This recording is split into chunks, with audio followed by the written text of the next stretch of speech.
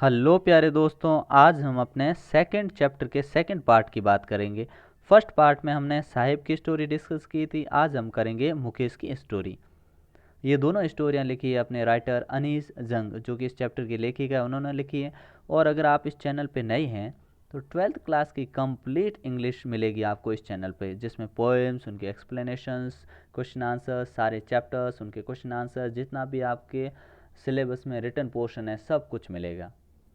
तो आप नए हैं तो चैनल को सब्सक्राइब कर लें, दोस्तों के साथ वीडियोज़ को शेयर करें और लाइक करें, कमेंट करना बिल्कुल नहीं भूलें।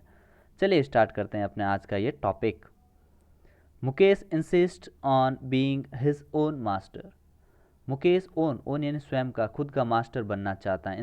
इंसिस्ट का मतलब होता है कोई बात दबाव देकर या जोर देकर कहना। I will be a motor mechanic. मैं एक मोटर मैकेनिक बनूंगा। ही अनाउंसेस, वो घोषणा करता है या वो कहता है। Do you know anything about cars. क्या तुम कार्स के बारे में कुछ भी जानते हो। आई आस्क, मैंने पूछा, यानी अपनी लेखिका ने पूछा, क्या कार के बारे में तुम्हें कुछ पता है क्या। I will learn to drive a car. मैं कार चलाना सीख लूंगा। ही आंसर्स, वह जवाब देता है। Looking straight into my eyes, सीधा मेरी आंखों में देखते हुए जवाब देता है कि हाँ मैं कार चलाना सीख लूंगा। हिज ड्रीम लूम्स, उसका जो सपना है, ड्रीम है, वो लूम्स अस्पष्ट। लूम्स का मतलब होता है अस्पष्ट या धुंधला। Like a mirage amidst the dust of streets.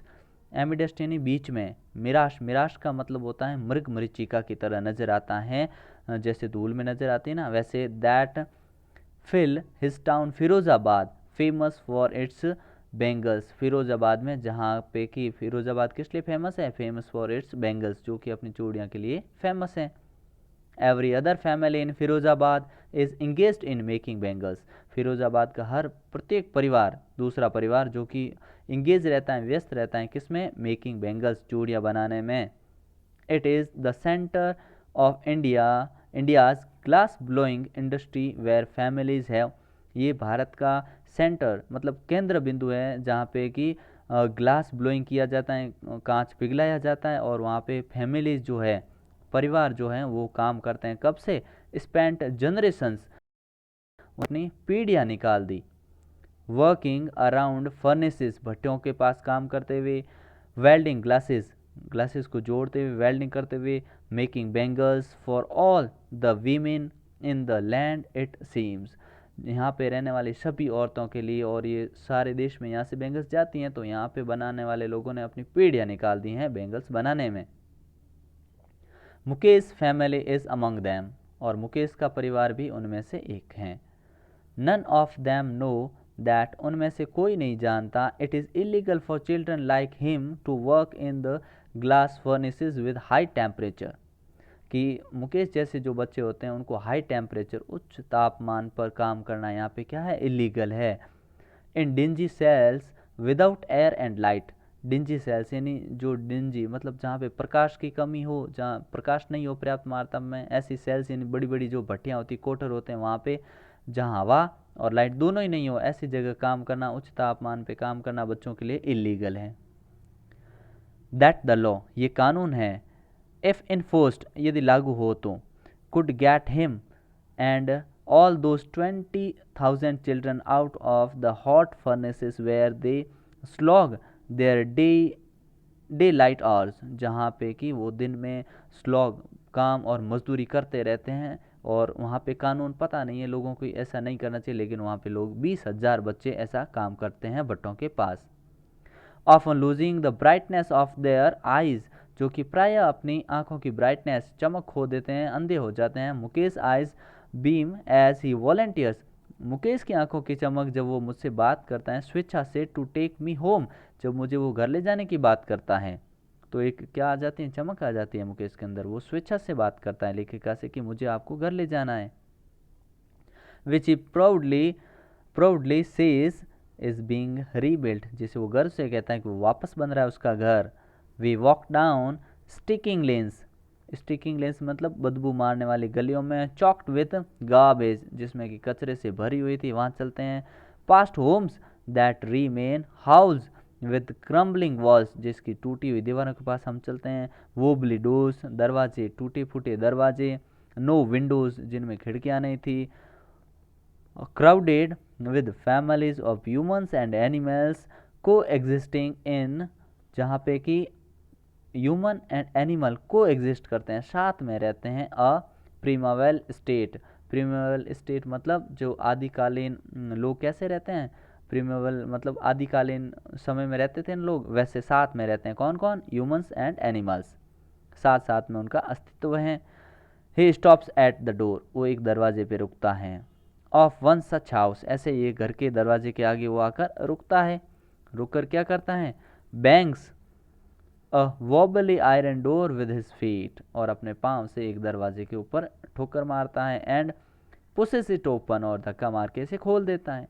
We enter a half built shack, हम एक हाफ बिल्ट आधे बने हुए सैक इन झोंपड़े में या कुटिया में प्रवेश करते हैं। In one part of it, और इसके एक हिस्से में थैच्ड विद डेड ग्रास, जहाँ पे कि डेड ग्रास यानी सूखी हुई घास का ढेर पड़ा है। Is a firewood stove over which sits a large vessel of sizzling spinach leave, जिसपे कि पालक की पत्तियां रखी हुई थी बड़े से बर्तन में, और वहाँ पे फायरवुड आग जल रही थी।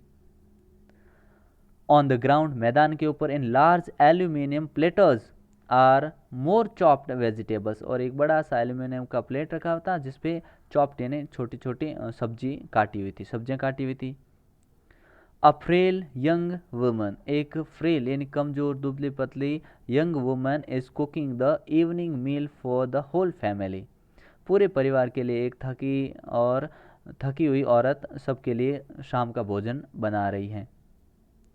Through eyes filled with smoke से स्माइल्स, आँखों जो कि धुएं से भरी हुई थी, क्योंकि ये चूल्हे पे आग जल रही थी, धुआं निकल रहा था, लेकिन उसके चेहरे पे क्या, वो मुस्कुराती, स्माइल रहती उसके चेहरे पे। She is the wife of Mukesh elder brother, वो मुकेश के बड़े भाई की पत्नी है। नॉट मच ओल्डर, उम्र में ज़्यादा नहीं, इन ईयर्स, सालों में वो ज़्यादा नहीं है। She has begin to command respect as the bahu, लेकिन फिर भी अब उसका इस घर में रेस्पेक्ट आदर होता है एक बहू के रूप में। द डॉटर इन लॉ, पुत्र वधु, ऑफ द हाउस, घर की पुत्र वधु। Already in charge of 3 men's, जो कि जिसपे कि 3 लोगों की जिम्मेदारी है। हर हस्बैंड, उसके पति, जो कि मुकेश के बड़े भाई उनकी, मुकेश खुद की, एंड देयर फादर, और उनके फादर की, पिता की, पिता मतलब ससुर की। When the older man enters, जब भी कोई ओल्डर मैन, बड़ा आदमी जो एज में बड़ा होता है, एंटर्स प्रवेश करता है। She gently withdraws behind the broken wall, तो वो जेंटली सभ्य तरीके से दीवार के पीछे जाती है। एंड ब्रिंग्स हर, और क्या करती है? Brings her veil closer to her face, और अपने चेहरे के ऊपर घूंघट खींच लेती है। वेल यानी होता है घूंघट खींच लेती हैं। एज कस्टम डिमांड्स, जैसे कि अपनी प्रथा है वैसा। Daughter in law must veil their faces before male elders, जितने भी मेल एल्डर्स होते हैं, पुरुष जो कि एज में बड़े होते हैं, उनके सामने प्रथा के अनुसार जो पुत्र वधुएं होती है वो घूंघट रखती है। इन दिस केस, और इस केस में, the elder is an impoverished bangle maker, चाहे वो इम्प्रोवरिस्ट बैंगल मेकर ही क्यों ना हो। इम्प्रोवरिस्ट मतलब बहुत ही खराब स्थिति में हो, चाहे स्थिति कैसी भी हो, लेकिन वो उनके एल्डर होते हैं, बड़े होते हैं, इसलिए उनको घूंघट निकालना होता है। Despite long years of hard labour, कई सालों की कठोर परिश्रम के बाद, फर्स्ट एज ए टेलर, पहले एक दर्जी के रूप में, देन ए बैंगल मेकर, फिर एक चूड़ी बनाने के रूप में, he has failed to renovate a house, वो अपने घर को रिनोवेट करने में असफल रहा। Send his 2 sons to school, और अपने बेटों को स्कूल भेजने में। All he has manage to do is fetch them, और जो उनके लिए सब मैनेज कर पाया वो टीच दैम, माफ़ कीजिएगा, teach them what he knows, वो क्या जानता है वो सिखाया उसने। The art of making bangles, चूड़ियाँ बनाने की कला वो सिखा पाया अपने बच्चों को। इट इज़ हिज कर्म, ये उसका कर्म है। हिज डेस्टिनी, उसका भाग्य है। Says Mukesh grand mother, Mukesh की दादी माँ कहती हैं कि ये तो उसका भाग्य है। Who has watched her own husband, जिसने कि देखा अपने खुद के पति को, गो ब्लाइंड, अंधे होते हुए, with the dust from polishing the glass of bangles, उसने चूड़ियों को पॉलिश करते हुए अपने पति को वहाँ पे काम करते हुए, भट्टे पे काम करते हुए, अंधे होते हुए देखा। Can a god given lineage ever be broken, lineage यानी वंश परंपरा, क्या भगवान की दी हुई वंश परंपरा को कोई बदल सकता है? से इम्पाइल्स, वो इम्पाइज करती हैं, यानी अर्थ लगाती हैं या बताती हैं। Born in the caste of bangle makers, जिसने कि बेंगल मेकर की जाति में जन्म लिया है। They have seen nothing but bangles, उन्होंने कुछ नहीं देखा है सिवाय चूड़ियों के। इन द हाउस, घर के अंदर। इन द यार्ड, आंगन में। In the every other house, प्रत्येक दूसरे घर में। Every other yard, every street in Firozabad, और फिरोजाबाद की प्रत्येक गली में। स्पाइरल्स ऑफ, पूरे स्पाइरल्स मतलब होता है सर्किल, सर्किल के अंदर बेंगल्स, चूड़ियाँ ही चूड़ियाँ देखिए किस प्रकार की। Sunny gold, paddy green, royal blue, pink, purple, every colour born out of the 7 colours of the rainbow, rainbow के कलर की तरह हर प्रकार का रंग की चूड़ियाँ उन्होंने देखी जो हर जगह नजर आती हैं फिरोजाबाद में। Lies in mounds in unkempt yard, unkempt यानी बिखरी हुई, आंगन में बिखरी हुई, ढेर के रूप में बिखरी हुई ढेरों चूड़ियाँ पड़ी है।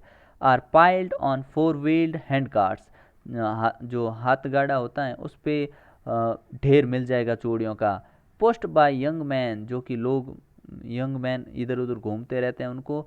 अलोंग द नैरो लेन्स, छोटी छोटी गलियों में लिए हुए। ऑफ द शैंटी टाउन, इस झोंपड़ी वाले जो टाउन है इसके अंदर वो इनको लिए हुए घूमते हैं। शैंटी मतलब होता है झोंपड़ियों से भरे हुए town.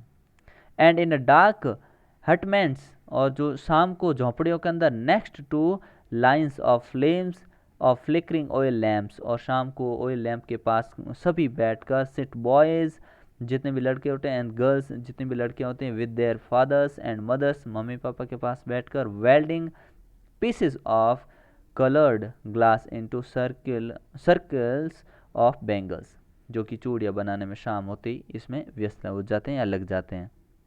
There eyes are more adjusted to the dark than to the light outside, अब उनकी आंखें अंधेरे के लिए ज़्यादा एडजस्ट हो गई हैं, अब उनको लाइट इतनी सुहाती नहीं है।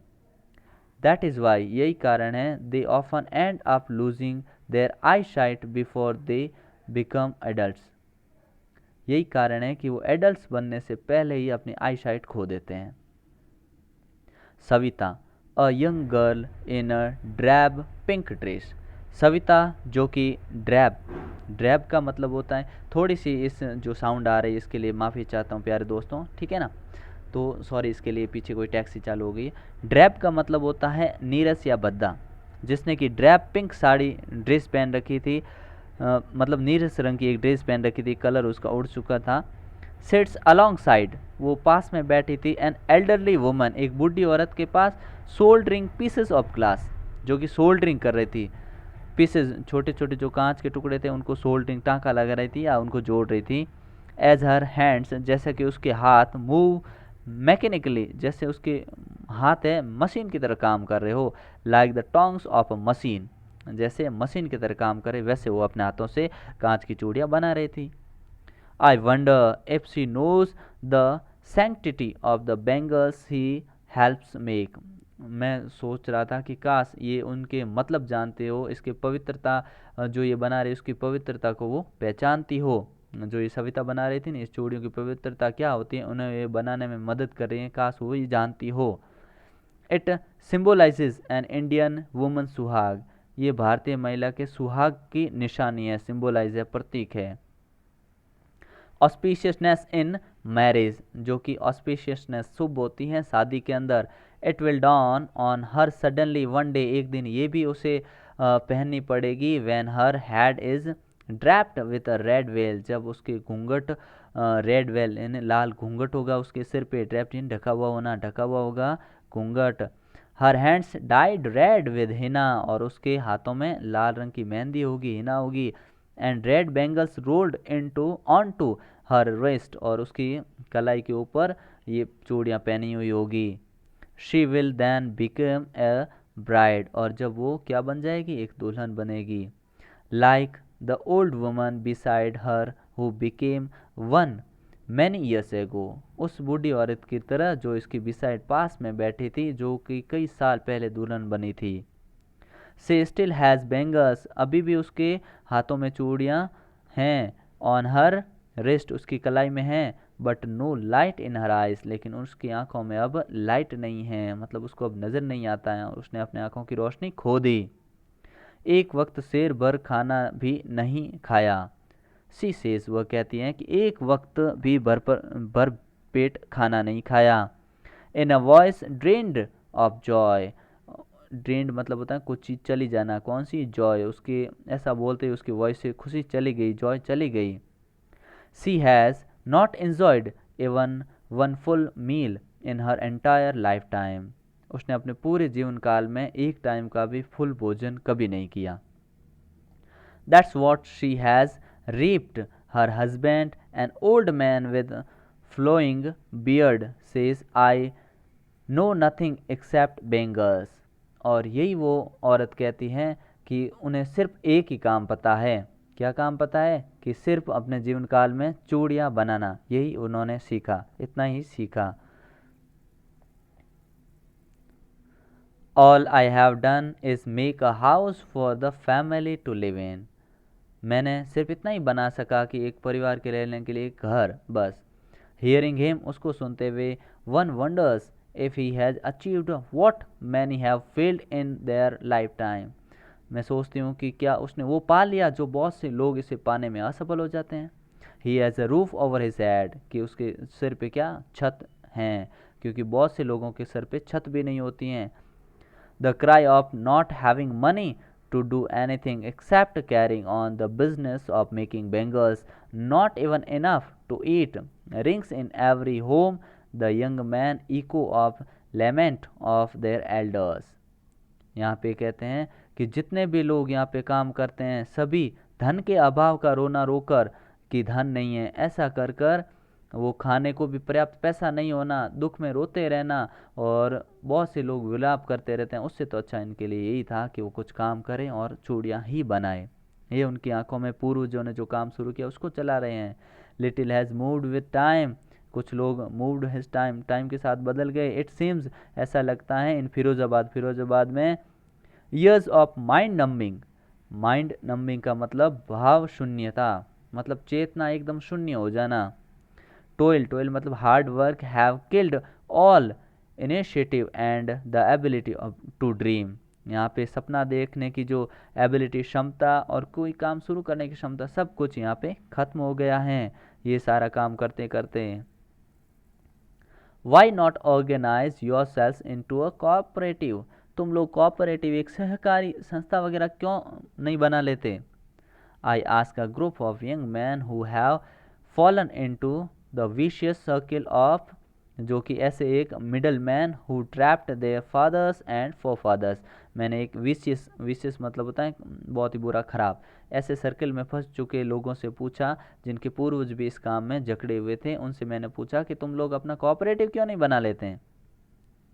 Even if we get organised, यदि हम ऑर्गेनाइज कर लेते हैं, बना लेते हैं, वी आर द वंस, तो हम उनमें से होंगे, ones who will be hauled up by the police, जिनको पुलिस होल्ड अप करके ले जाएगी, घसीट कर ले जाएगी, बीटन पीटेगी, and dragged to jail for doing something illegal, तो पुलिस हमें कुछ इलीगल करने के नाते जेल में डाल देगी। दे से, वो कहते हैं, there is no leader among them, उनके बीच में कोई लीडर या नेतृत्व करने वाला नहीं है। No one who could help them see things differently, और उनको अलग नज़रिए से देखने वाला भी उनके साथ कोई नहीं है। Their fathers are as tired as they are, उनके जो पेरेंट्स थे उन्होंने जो प्रयास किया, जो कर सकते थे। They talk endlessly in a spiral, वो ग्रुप में बैठकर कई बार बात करते हैं। That moves from the poverty to apathy to greed and to injustice, कि वो पॉवर्टी, गरीबी से उदासीनता, और उदासीनता से लालच और अन्याय के बारे में वैसे बात करते रहते हैं। लिसनिंग टू दैम, उनको सुनते हुए, आई सी टू डिस्टिंक्ट वर्ल्ड, तो मुझे दो दुनियाएं नज़र आती है। डिस्टिंक्ट मतलब दो स्पष्ट दुनियाएं नज़र आती हैं मुझे। क्या नज़र आता है? One of the family caught in a web of poverty burdened by the, एक ऐसा परिवार जो कि गरीबी में झगड़ा हुआ है, ऐसा परिवार याद आता है। बर्डन जिसपे कि बोझ है, और क्या है? स्टिग्मा, एक कलंक है। Of caste in which they are born, जिस जाति में उन्होंने जन्म लिया वो उन पे एक कलंक की तरह है। The other a vicious circle of a sahukars, और दूसरा सर्किल जो साहूकारों का होता है। द मिडल मैन, जो बिचौलिए होते हैं, जो बीच में रह के काम करवाते हैं। द पुलिस मैन, पुलिस वालों का। द कीपर्स ऑफ लॉ, कानून के रखवाले, द ब्यूरोक्रेट्स, जो तानाशाह होते हैं, एंड द पॉलिटिशियंस, और जो नेता होते हैं, ये सब नज़र आते हैं। Together they have imposed the baggage on the child that he cannot put down, और बच्चों पे ऐसा बोझ डाल देते हैं जिसे वो नीचे नहीं उतार पाते हैं। Before he is unaware, before he is aware, जब तक वो जागरूक हो, he accepts it as naturally as his father, जब तक वो इसे अवेयर होते हैं तब तक वो अपने पिता की तरह इन्हें इसी काम को अपना लेते हैं। टू डू एनीथिंग, कुछ भी करना, else would mean to dare, हिम्मत करने का काम, and daring is not part of his growing up, कुछ भी काम करने के लिए डेयर चाहिए, साहस चाहिए, लेकिन डेयर जो साहस होता है उसके ग्रोइंग अप का हिस्सा नहीं है। जब वो बड़े होते हैं तब वो ऐसा नहीं कर पाते। When I sense a flash of it in Mukesh, जब मैंने ये मुकेश में इसकी झलक देखी, आई एम चीयर्ड, मैं खुश हुई। I want to be a motor mechanic, कि मैं मोटर मैकेनिक बनना चाहता हूँ, क्योंकि सारे क्या थे, बेंगल मेकर्स थे, और इसने एक अलग सोचा, मोटर मैकेनिक। ही रिपीट्स, वो दोहराता है। He will go to a garage and learn, वो गैराज जाएगा और सीखेगा। But the garage is a long away from his home, लेकिन गैराज जो था इसके घर से बहुत दूर था, बहुत दूर है। आई विल वॉक, मैं चल लूँगा। ही इंसिस्ट, वो कहता है कि नहीं मैं चल लूँगा। Do you also dream of flying a plane, क्या तुम्हारा सपना है कि तुम प्लेन भी उड़ाओ? ही इज सडनली साइलेंट, वो अचानक चुप हो जाता है। नो, ही सेज, नहीं। Staring at the ground, ground की तरफ घूरते हुए, स्टेयर करना, घूरना। In his small murmur there is an embarrassment, embarrassment का मतलब होता है शर्मिंदगी, थोड़ी उसको शर्मिंदगी महसूस होती है। That he has not yet turn into regret, कि अभी उसको ऐसा कुछ पछतावा वगैरह नहीं था, रिग्रेट यानी पछतावा होना। ही इज़ कंटेंट, वो संतुष्ट था to dream of cars that he sees hurtling down the street of his own town, वो अपने कस्बे के अंदर चलने वाली गाड़ियों को देखकर ही संतुष्ट था। Few aeroplanes fly over Firozabad, कुछ एरोप्लेन जो थे वो फिरोज़ाबाद के ऊपर से भी उड़ते थे, लेकिन वो उन्हीं को देखकर, कारों को देखकर संतुष्ट था। तो यहाँ पे अपना चैप्टर कंप्लीट होता है। मिलते हैं नेक्स्ट पार्ट में, तो वीडियो को लाइक शेयर ज़रूर करें। जय हिंद, जय भारत।